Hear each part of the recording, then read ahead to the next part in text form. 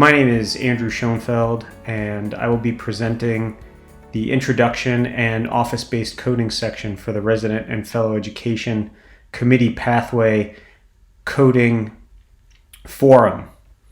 I would like to welcome all of you to this virtual forum, and I don't have any disclosures directly related to this presentation. My full disclosures are included in the conference program.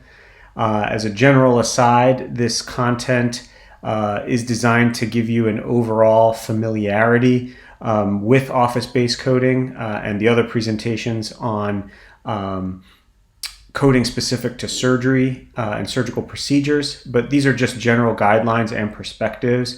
It is always a best practice to consult with the institutional and practice-based coders that your offices or hospitals would use, as well as administrators specific to your practice. In addition, the rules can change with time, and there may be some changes on the launchpad from CMS in the near future, which does drive the practice for all insurance carriers by and large. So without further ado, as we know, and many of us are aware, coding is the way in which we communicate the services that have been delivered in a way that results in remuneration from insurance carriers. It can be complex and for many is daunting, but it doesn't have to be, and part of the idea behind this forum is to give you passing familiarity both on the office and operative side to make you more comfortable with approaches to coding and to maybe make it a little bit less scary and allow you to effectively deal in this arena. Now, many of you may have been accessing this presentation hoping to learn hidden secrets and masters of coding, but it is not so much this as it is kind of a very rudimentary overview. And again, many practices and institutions will have expert coders, so it always helps if you want to learn more to attend a full-on coding course or speak with those individuals who are working in your practice. There's also a lot of resources available either online or for purchase that can help you become more facile and familiar with the internal workings, intricacies, and processes of coding.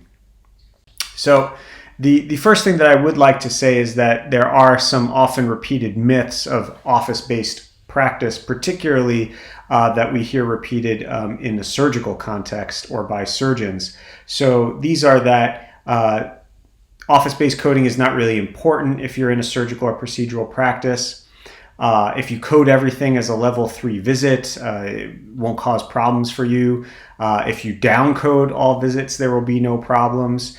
And basically, you should use the office-based encounter to document what you need to do clinically, and then don't worry about the coding.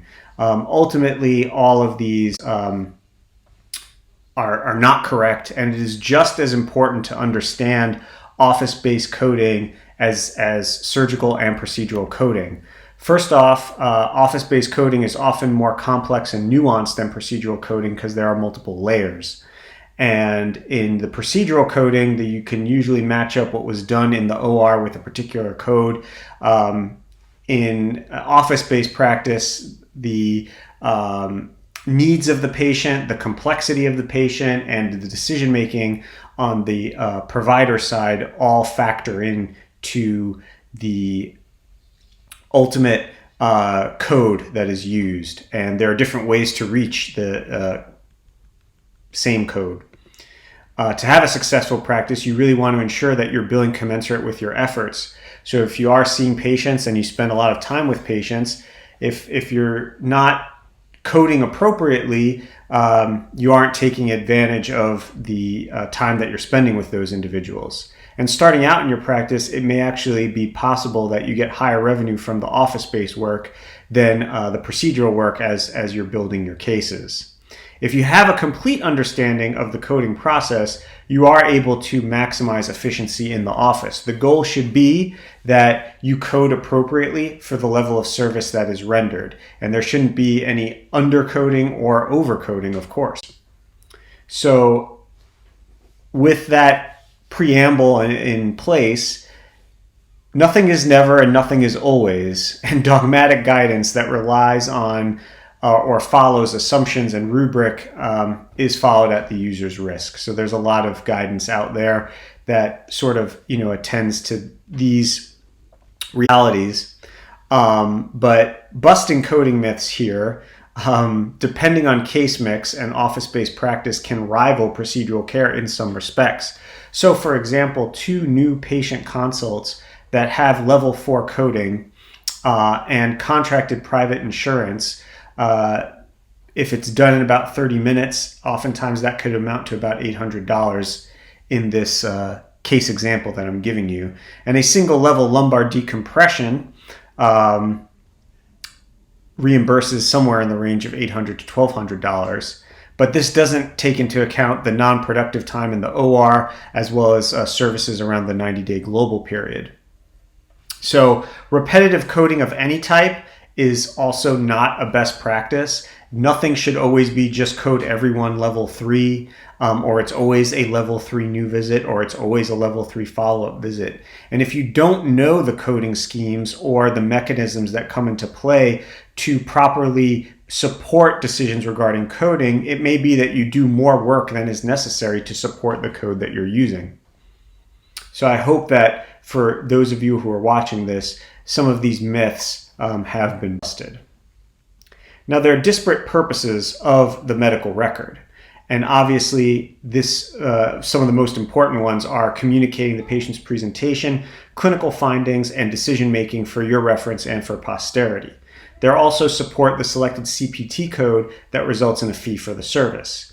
If it's not documented, it didn't happen, and you should definitely keep that in mind. At a minimum, bare minimum, the medical record should reflect what transpired over the course of the clinical encounter. So there are different categories: consult, new patient, and established patient. The consult oftentimes has to be requested by a third party and then communicated back to the requesting party. We're not really going to cover that in this setting. You don't have to have any kind of request to support new patient or established patient encounters. The new patient is going to be new to the practice, not necessarily the provider.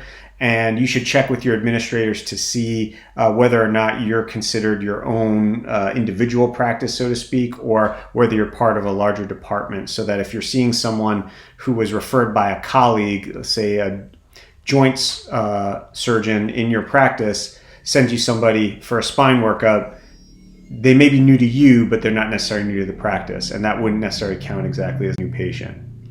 So the components of the office visit that factor into determining coding include taking the history, and this can be simple, expanded, detailed, or comprehensive, doing the examination, which similarly is characterized as simple, problem-focused, expanded, detailed, and comprehensive, and then medical decision-making, and that can be straightforward, low, moderate, or high. New patient visits require that all 3 components meet a certain level to move it into the proper coding category. Established patient visits only require 2 of the 3. In the best practice, and my recommendation is that you do as much as you need to do in the office to support your clinical determinations and proper patient care, and then make the coding determination at the end of the visit or after you complete the note and have a chance to reflect. When we're talking about history taking, this includes the HPI, which goes from a minimum of 1 to a maximum of 4 elements. Of course, you can do more, but you max out at 4. Then there's the review of systems, which you can include anywhere from 1 to 10 systems, and the supporting history, which has 3 components: past medical and also surgical history, social history, and family medical history. The system does not allow for new determinations or new pathways, such as if you do medical and surgical history and you separate those out, that doesn't count as two. They count the medical and surgical history together. So you have to work within this rubric. It doesn't allow for creative interpretation. So the examination components include body areas or organ systems, depending on how you want to look at it. And these are typically general, which includes vitals, psych, eyes, ENT, respiratory, GI, GU, cardiovascular, musculoskeletal, neuro, skin, and then heme, lymph, immune. Focused is just 1 point, meaning if you just did the general and the vitals, that would count as focused for that area. If you did one examination maneuver, say a straight leg raise, that would be 1 point for the neuro. Detailed is 2 points in each of the sections. And the medical decision-making takes into account the number of problems, data reviewed, ordered, and the risk table. The risk table is kind of complex, and if you have questions about this, you should refer to the actual risk table that should be available from your coders and administrators. If not, you can access several are available easily online. So risk includes the magnitude of the presenting problem, the diagnostic procedures, and the management options. Again, it covers things fairly comprehensively, and it can be complex as there's several moving parts. So you should become as familiar with this as possible. It's the hardest piece of the puzzle to unpack, so to speak. But the highest 2 scores of the 3 determines the overall level of the medical decision making. So some key considerations: if it's a new problem that requires additional workup, so a patient comes in with a radicular process and they need an MRI, and they're seeing you for the first time for the radicular process, that would be considered high complexity, even though we might not view radiculopathy or radicular issues as a high complex condition. Closed fracture management is deemed a moderate level complexity, and decisions for elective surgery with the patient having documented comorbidities is a high level of complexity, again, according to this rubric that has been established by CMS. Now, many are at least passingly familiar with the billing on time. It is necessary at times, of course, but it is certainly not efficient, especially when you consider that most practices usually book patients at 15-minute intervals. So for a new patient, level 3 is 30 minutes, level 4 is 45, and level 5 is 60 minutes. For an established patient, level 3 is 15 minutes, level 4 is 25 minutes, and level 5 is 40 minutes. And then there's another code that can be used for prolonged E&M, each additional 30 minutes. This is not always honored. Sometimes there are insurance carriers that will exclude this. When you're billing on time, you should consider again that now in electronic medical records, there are timestamps when patient checks in, when they check out, and it's not a best practice to bill every single visit based on time, certainly. Consider usual practice patterns when scheduling patients. It's most efficient to bill based on what was or could have been done clinically in most instances. Using the billing on time language supersedes any clinical documentation when considering the supporting code. So for example, level 4 new visit, but then if you then say greater than 50% of this 20-minute visit, that's going to drop it down to a level 2 new patient. Additional coding aspects include coding for office-based procedures or injections. Will replace the payment for the office visit with payment for the procedure code, and that's unless a modifier is used. Similarly, there are other modifiers, one around decision for surgery, when a procedure is performed 1 day after or same day as the office note.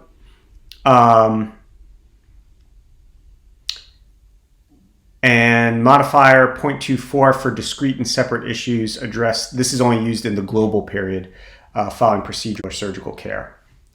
So for common encounters, a new patient level 2 only requires 1 history point, 1 review of systems, and then 2 to 7 systems on exam, whatever, again, you feel is necessary, and a straightforward decision. A level 3 new patient requires 4 history points. Again, if you're talking about symptom onset, type of symptoms, modifying and relieving factors, and the associated symptoms or things that they've tried to alleviate them, that's already 4 points. This requires 2 review of systems, 1 from the past medical, family, or social history, 2 to 7 systems on exam, and a low complexity decision. And then the level 4 visit, very similar, except more review of systems and 8 systems on exam. You have to have basically a very comprehensive exam with a moderate complexity decision. Again, for new patients, all of these must be met. For established patients, only 2 of the 3 components have to be covered. So for a new patient with L4-5 radiculopathy who has failed first-line treatment, differentiating level 3 from level 4 as an example, if all imaging is already complete and you don't have to order anything, they're coming in with an MRI, they're getting better, not considering surgery, that's probably a level 3 visit. If they need imaging, they don't have an MRI, if they're not getting better, if you're really looking at surgery or you're going to put them on a Medrol dose pack or some type of prescription medication for pain, then this might be more toward a level 4 visit. It does require additional history and examination details, and if you're only obtaining the past medical history and you only did 1 or 2 systems or 3 systems in the exam, then you cannot code it as a level 4 visit and it would revert back to the level 3. If it's an established patient, same kind of presentation, and again, all the imaging is complete, they've improved, and really nothing more is needed, then that's probably going to be a level 2 visit.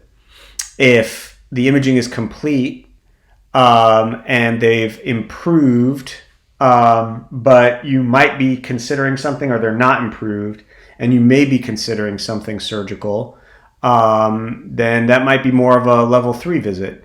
And if it definitely, again, needs additional imaging, failing to improve, considering surgery, prescription medication, that would be a level 4 visit. It does not necessarily require additional history and examination details for the code. Again, you only need 2 of 3 instead of all 3 components. So putting it all together, it takes practice and experience to become comfortable with Office-based coding. This was just a very brief and rudimentary introduction, and I recognize that. But it is a good initial step for those of you attending, and certainly if you take advantage and leverage some of those other resources, you can certainly become more familiar and efficient. Do as much as you need to do in the office to support the clinical determinations and proper patient care, and then make the coding determination at the end of the visit after the note is complete. This way you can have a good sense of what you did and what was offered.